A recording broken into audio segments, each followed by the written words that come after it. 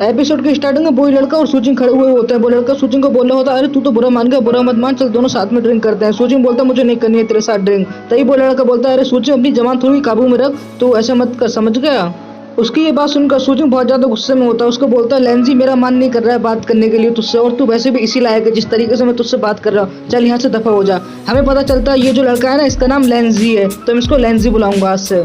सूचिंग और लुएंजी बात कर ही रहे होते हैं, तभी वहाँ पर हुएंजी आ जाता है। वो उन दोनों को देखकर अपने मन में सोच रहा होता है, लगता है मुझे आने में थोड़ी देर हो गई, मैंने थोड़ी देर कर दी, ये दोनों फिर से झगड़ा करने लगे। लुएंजी को मैंने बोला था यहाँ पर आने के लिए, ताकि ये दोनों फिर से साथ में बात करने लगे, इनका जो झगड़ा है वो सब खत्म हो जाए, लेकिन मुझे लगता है थोड़ी लेट हो गई मुझे आने में। ये सारी बातें हुएंजी अपने मन में सोच रहा होता है। और फिर अगले सीन में हमें लुएंजी और सूचिंग दिखाया जाता है, जो कि काफी ज्यादा गुस्से में एक दूसरे को देख रहे होते हैं। बिल्कुल ऐसे देख रहे होते हैं जैसे कि एक दूसरे को भी पीटने लगेंगे। और जो लुएंजी होता है वो अपने मन में सोच रहा होता है, मुझे लगता है सारा मामला मेरे हाथ से निकल गया, अब मेरे हाथ में कुछ नहीं है। वो ये सारी बातें अपने मन में सोच रहा होता है।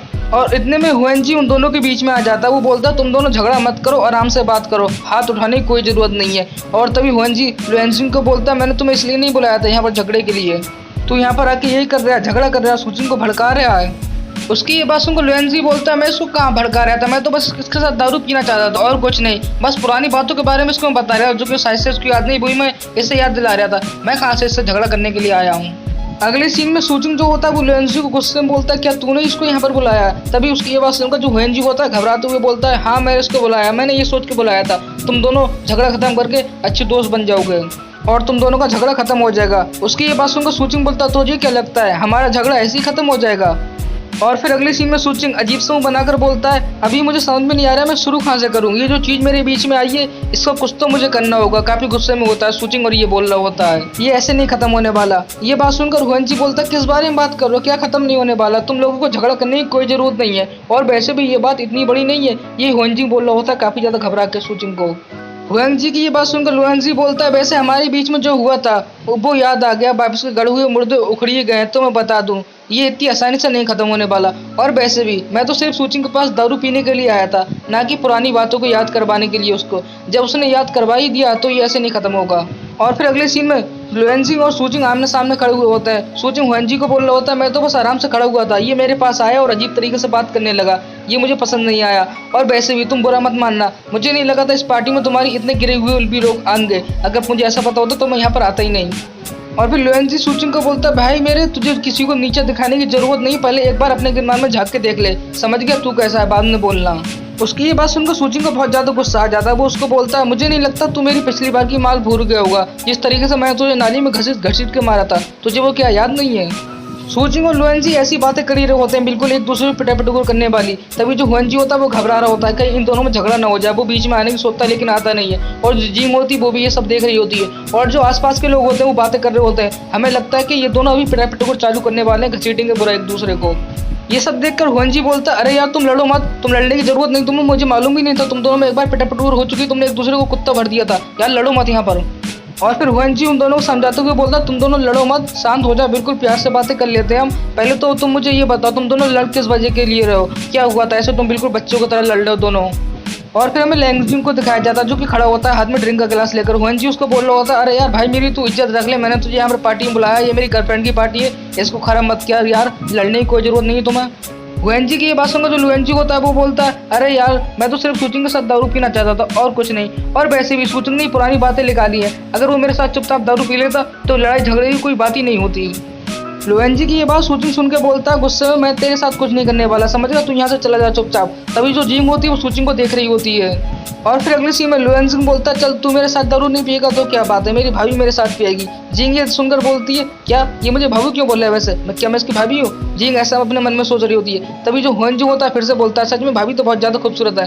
तभी जो सूचिंग होता है उसकी बात सुनकर काफी ज्यादा गुस्से में बोलता है, उसको भाभी मत बोल, समझ गया, और वो तेरी भाभी नहीं है। और मैं तुझे एक बात बता दूं, तू उसकी बेइज्जती मत कर।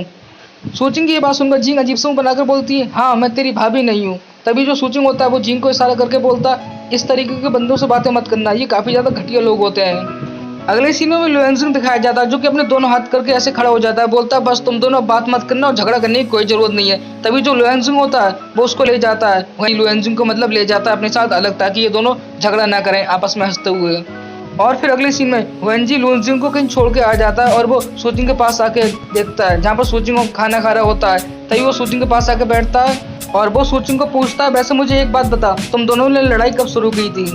और फिर सूजिंग वेंजी को बोलता है, वैसे तो हमारी लड़ाई को बहुत ज़्यादा टाइम हो गया और अगर मुझे पता होता ये यहाँ पर आने वाला है तो मैं यहाँ पर आता भी नहीं। इसको देख के बिल्कुल मेरा पूरा मूड खराब हो गया यहाँ पर आके। और फिर वेंजिंग बोलता है, मुझे मालूम नहीं था तुम दोनों का झगड़ा हो गया, वरना मैं उसको यहाँ पर बुलाता नहीं। मुझे लगता है इस सब में मेरी गलती है। वैसे सूजिंग तू जाता है यहाँ पर जितनी ज़्यादा ड्रिंक कर सकता है कर ले, उसकी चिंता मत करना। तभी हमें जिंग को दिखाया जाता है जो कि तरबूज खा रही होती है।